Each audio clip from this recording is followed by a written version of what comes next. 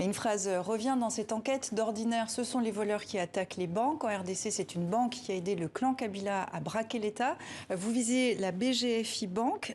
Qui est cette banque ? La BGFI Bank, c'est une banque qui est basée à Kinshasa, qui est la filiale congolaise de la holding BGFI, du BGFI Group, qui est elle-même basée à Libreville, au Gabon, et qui a des filiales dans de nombreux pays de l'Afrique centrale, et notamment à Paris. Et la banque se présente comme étant la banque la plus puissante d'Afrique centrale.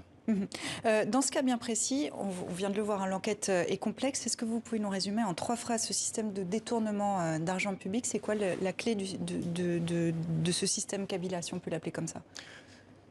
3,5 millions de documents bancaires, c'est un échantillon. C'est un échantillon de ce que a pu être la kleptocratie pendant l'ère Kabila. Mais c'était un échantillon assez volumineux. Il faut savoir que cette banque, elle a été capturée. Elle a été capturée par le clan Kabila. Elle était dirigée par le frère adoptif de Kabila, Francis Selemani.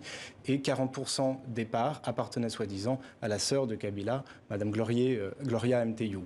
Et ensuite, cette banque s'est mise au service du clan Kabila en détournant de l'argent public et qui est ensuite allé vers des sociétés qui appartenaient à ce cercle très restreint. Comment vous avez eu ces documents ? Je ne vais évidemment pas vous dire comment nous avons eu ces documents. Je vous pose évidemment la question. Bien sûr, protection des sources.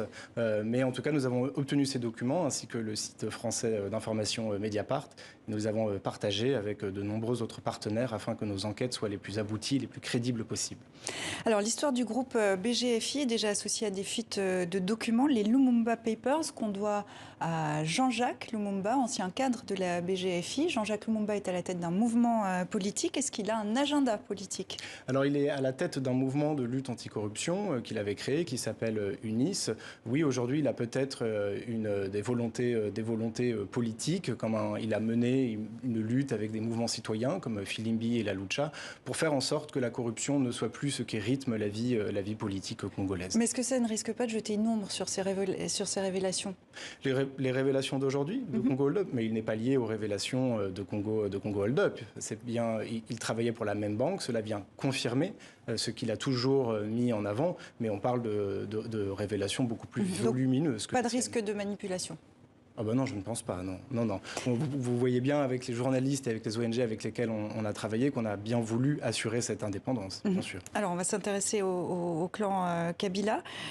Joseph Kabila coule désormais des jours tranquilles dans sa ferme privée à 50 km de la capitale. Est-ce qu'il a de quoi s'inquiéter ? Alors là, s'il ne peut pas s'inquiéter avec des révélations pareilles, je ne sais pas ce qui pourra l'inquiéter dans le futur. Les révélations telles qu'elles sont démontrées vont être publiées pendant 2 à 3 semaines. On en est juste au premier jour. On a décidé de sortir un premier chiffre des détournements qui ont été opérés, mais ce n'est pas le seul qui va sortir et ce ne sont pas les seules histoires qui vont sortir.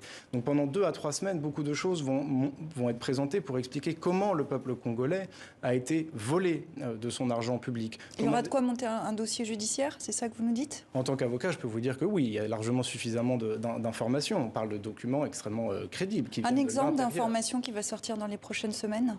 Bien, par exemple, on va vous montrer comment de l'argent donné par les Nations Unies à la mission permanente des Nations Unies, qui est censée payer le contingent de casques bleus du Congo, qui est basé en Centrafrique, a été immédiatement détourné pour rejoindre une société qui s'appelle Sudoil et qui est elle-même dirigée par le cercle restreint de M. Joseph Kabila. Donc on est allé chercher l'argent des Nations Unies pour les mettre dans la poche du président. On peut aussi parler du fait qu'on a pu découvrir, et on va y revenir dans quelques jours, des flux financiers qui partent des propriétaires chinois des mines de cobalt et de cuivre et qui ont transité par la banque de la BGFI pour atterrir dans les comptes bancaires de sociétés et de personnes proches de M. Kabila. Donc il va y avoir beaucoup d'éléments. D'un mot pour conclure, est-ce que vous avez une réaction de Joseph Kabila ?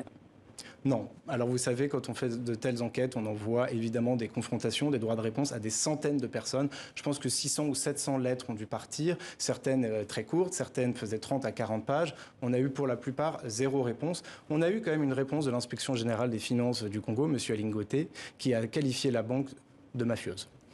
Précision importante, depuis ces révélations, la rédaction de TV5 Monde a cherché à contacter des proches de Joseph Kabila, jusqu'ici en vain. Rendez-vous donc dans le journal Afrique. Merci Henri Tulliez. Merci à vous.